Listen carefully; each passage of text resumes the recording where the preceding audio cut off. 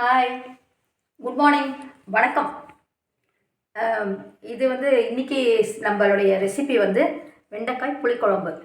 அந்த வெண்டைக்காய் புளிக்குழம்புல என்னடா வெண்டைக்காய் புளிக்குழம்பு எல்லோரும் செய்கிறது தானே அப்படின்னா, இது ஃப்ரெஷ்ஷாக வறுத்து அரைச்சி போட போகிறோம். பொடியை விட இது நம்ம ஃப்ரெஷ்ஷாக அரைக்கிறது கொஞ்சம் டேஸ்ட் அதிகம், கொஞ்சம் திக்னஸும் வரும். அதுக்கு பார்த்திங்கன்னா எப்போ கொஞ்சம் வெந்தயம் ஒரு அளவுக்கு தகுந்த மாதிரி போடணும். நாம் இப்போ ஒரு 2 பேர் 3 பேர் சாப்பிட்ற அளவுக்கு தான் பண்ண போகிறேன்.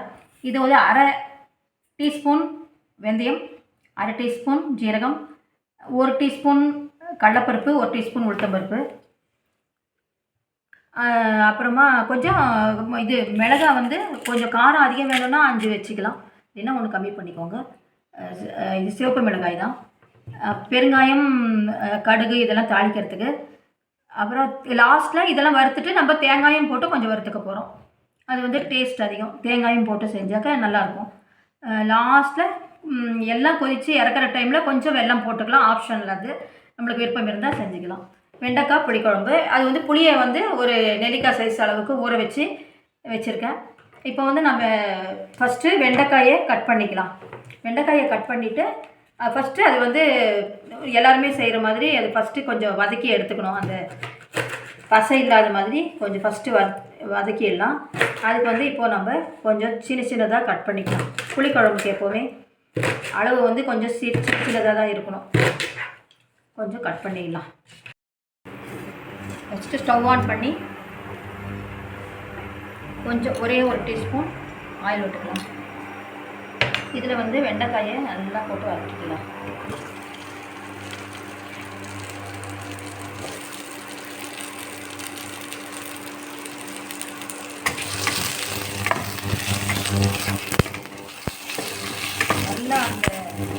நல்லா வதங்குற அளவுக்கு வதக்கிடணும்.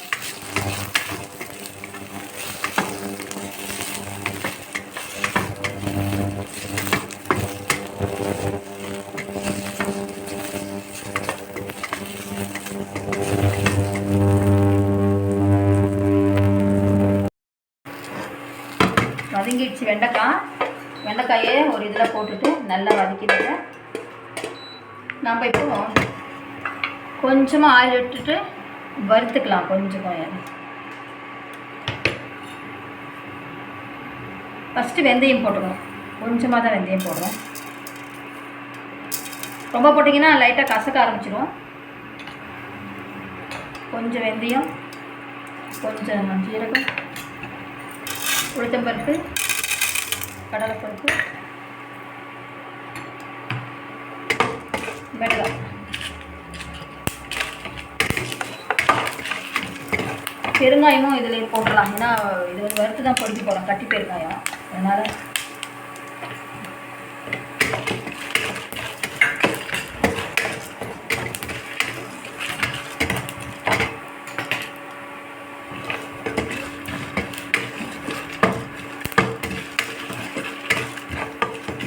இதே வறுத்துட்டு கொஞ்சம் அளவுன்றதுனால சீக்கிரமாக இது எல்லாமே ஃப்ரெஷ்ஷாக போடுறதுனால ரொம்ப நல்லாயிருக்கும். இதில் கொஞ்சம் தனியாக போட்டுக்கணும்.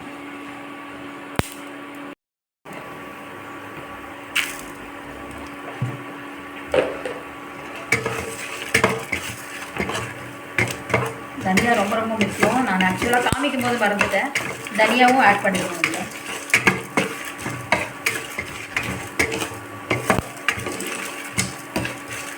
மெயின் கடலைப்பருப்பு உளுத்தம்பருப்பு ஒரு திக்னஸ் கொடுக்கறதுக்காக தான்.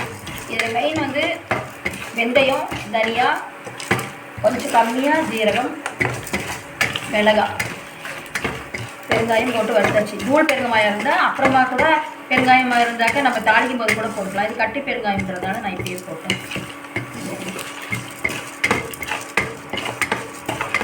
ஓரளவுக்கு சிவப்பாயிடுச்சு.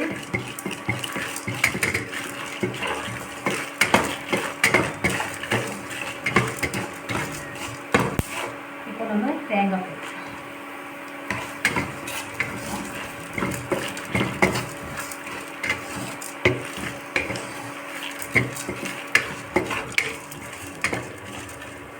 இது கொஞ்சம் ஆற வச்சுட்டு அரைச்சிட்டு வந்துடலாம்.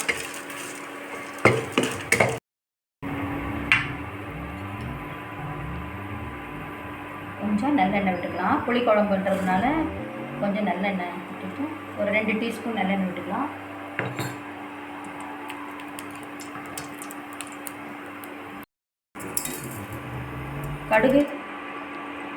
கடுகு பெருங்காயம் போட்டாச்சு. கொஞ்சம் அதில் வறுத்த அரைக்கிறதுல போட்டிருக்கேன், இதுலேயும் கொஞ்சம் போட்டிருக்கேன்.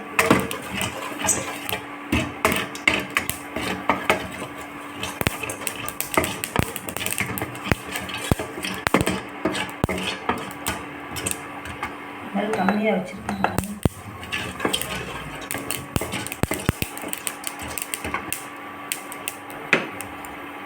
மஞ்சப்பொடி,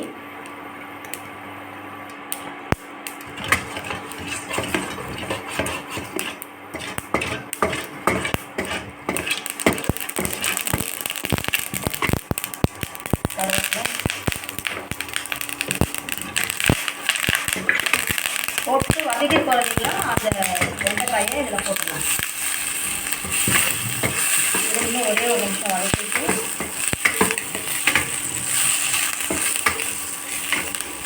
இப்போ தனியாக வறுத்து வச்சுருந்தோம்.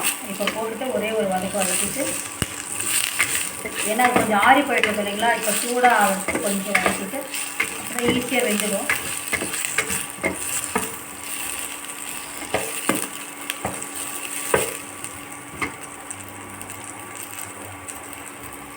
இப்போ இதுக்கு புளி தண்ணி விட போகிறோம்.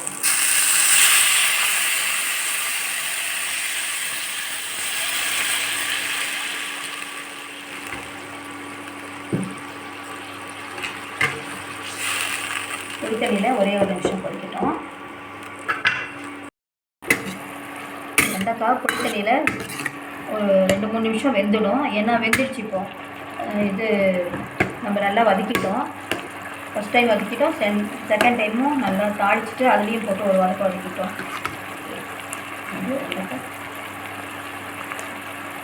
நல்லா வதக்கிடுச்சு. இப்போ நம்ம இந்த புளி தண்ணி விட்டாச்சு. இப்போ தேவையான அளவுக்கு உப்பு போட்டுடலாம்.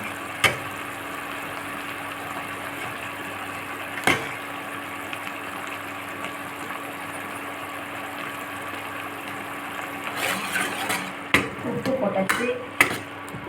ஒரே ஒரு நிமிஷம் நல்லா வதக்கிட்டு இது கலந்துட்டு இப்போ நம்ம அரைச்சிருக்கிறோம் இல்லைங்களா,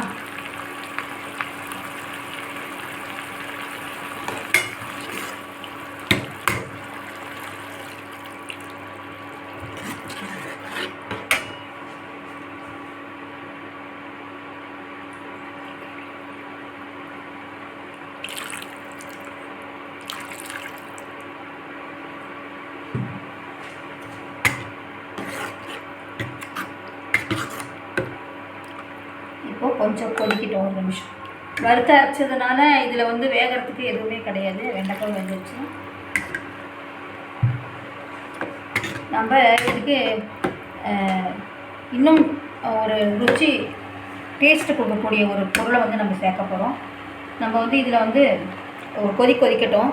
லாஸ்ட்டில் கொஞ்சம் எள்ளை வந்து வறுத்து பொடி பண்ணி வச்சுருக்கேன். வெறும் மாநில எள்ளை வறுத்துட்டு கொஞ்சம் பொடி பண்ணி வச்சுருக்கேன். இந்த புளிக்குழம்புக்கு வந்து அந்த எள்ளு பொடியை போட்டிங்கன்னா ரொம்ப டேஸ்ட்டாக இருக்கும். நான் வந்து ஆக்சுவலாக பொதுவாக எல்லா புளிக்குழம்புமே நம்ம போடுறோம் நாங்கள். அது வந்து நம்ம எள்ளு வந்து ரொம்ப நம்மளோட உடம்புக்கு தேவையான சக்தி அதிகமாக இருக்குது. நம்ம வந்து அது சேர்க்கக்கூடிய இது வந்து ஐட்டம் வந்து அதிகமாக இருக்கிறது இல்லை. அதனால நம்ம இந்த மாதிரி புளிக்குழம்புகளுக்கு நம்ம வந்து அந்த எள்ளு பொடியை போட்டிங்கன்னா சுவையும் வந்து எக்ஸ்ட்ராவாக இருக்கும். அதே மாதிரி நம்மளுக்கு டேஸ்ட்டும் அதிகமாக இருக்கும். நம்மளுக்கு தேவையான ஒரு அதில் வந்து நிறைய மெக்னீஷியம், கால்சியம், அதில் வந்து ஸ்பெஷலாக சில இதெல்லாம் இருக்குது. எதுலேயுமே இல்லாத அளவுக்கு நல்ல ஒரு விட்டமின்ஸ் எல்லாம் அதில் இருக்குது. அதனால் நம்ம பொடியை வந்து எள்ளு பொடியை வந்து மேக்ஸிமம் இந்த புளிக்குழம்பு எதாக இருந்தாலுமே நம்ம கொஞ்சம் கொஞ்சம் சேர்த்துட்டா வத்த குழம்புலாம் சேர்ப்போம். நாங்கள் வந்து இந்த சுண்டக்காய் வத்தல், மணத்தக்காளி வத்த குழம்பு, புளியோதரைக்கு கூட அதை வந்து போட்டிங்கன்னா அவ்வளோ அருமையாக இருக்கும். ரொம்ப டேஸ்ட்டு. அந்த எள்ளுடைய வாசனை வந்து ரொம்ப அதிகமான ஒரு நல்ல டேஸ்ட்டு. இப்போ நம்ம ஒரு 2 டீஸ்பூன் வந்து இதில் போட்டுக்கலாம்.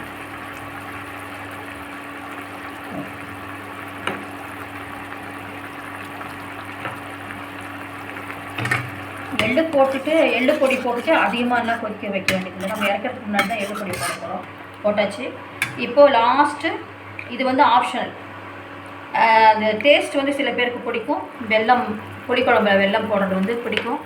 அது வந்து நம்ம இப்போது இதில் வந்து நான் கொஞ்சம் வெல்லம் வந்து போட போகிறேன். கொஞ்சமாக வெல்லம் போடுறேன். அது வந்து நல்ல காரமான ஒரு ரெசிபியில் வந்து ஒரு லைட்டாக ஒரு இனிப்பு தன்மை இருந்ததுன்னா நல்லாயிருக்கும் சாப்பிட்றது. நம்ம இது வந்து ஆக்சுவலாக இதே மாதிரி செஞ்சு பொங்கலுக்கு கூட நம்ம தொட்டு சாப்பிட்டாக்க ரொம்ப நல்லாயிருக்கும். இது தேவையான அளவுக்கு கொதிச்சாச்சு. எள்ளு பொடியும் போட்டாச்சு, எல்லாம் போட்டாச்சு, வெல்லமும் போட்டாச்சு, எல்லாம் தேவையான அளவுக்கு கொதிச்சாச்சு. இப்போ நம்ம இதை வந்து ஆஃப் பண்ணிக்கலாம்.